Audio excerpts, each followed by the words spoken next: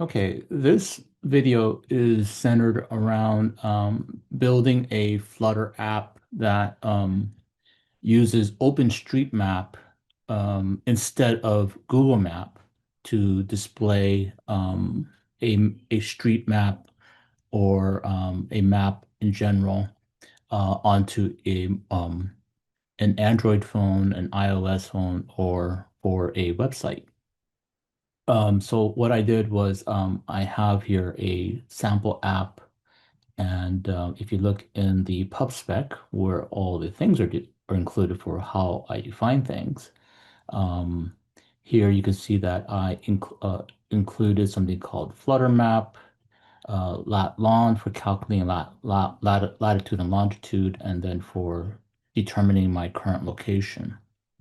After these were included, and then using OpenStreetMap to display a map, then you can see here that I have two for the Android or iOS that this app is running.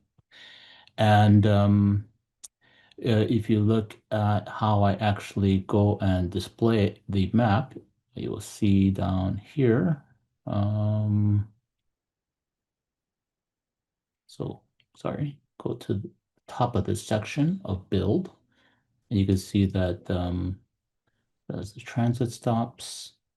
Sorry, here's the map. So here's the Flutter map, and then the map options, and you can see here that I'm using the OpenStreetMap to display um, the content of this map.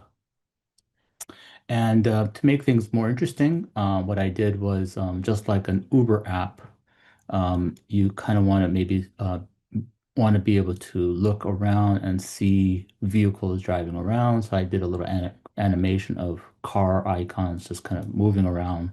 And as you can see that it's not really moving around on streets, it's just doing a random kind of pattern. And then I also enabled a way to view different layers from OpenStreetMap. So here, you can see that when I zoom in, you can see the transit lines here. And then if you look on the iOS side, same thing. And one more thing that I did was, oh, sorry, put that away. And then when you click on the current position, this will take you to where the current position of where your device thinks you are. I'm gonna set it for someplace in Silicon Valley.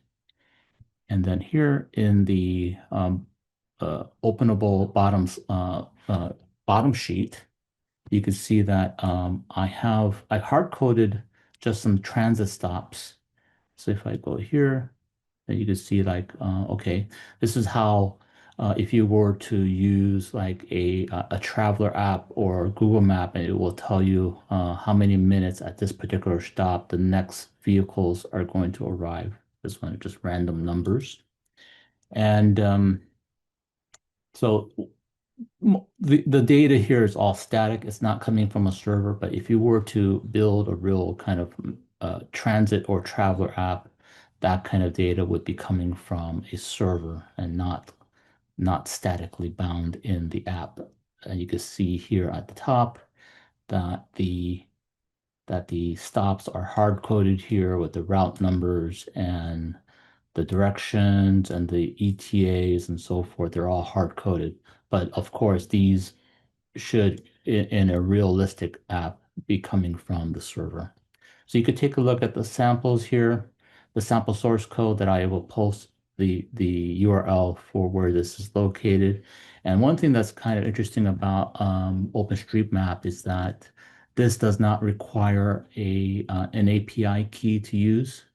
And then here, I actually shut these down and stop these and then select the Chrome and run it within Chrome, you will see that this app also works within the website as a web application. So here it's launching it as a web app instead of a mobile app. Loading up, say this time, and you can see that it has the same functionality as when it's running on the mobile app. Please subscribe to this channel and like this video to support this kind of work.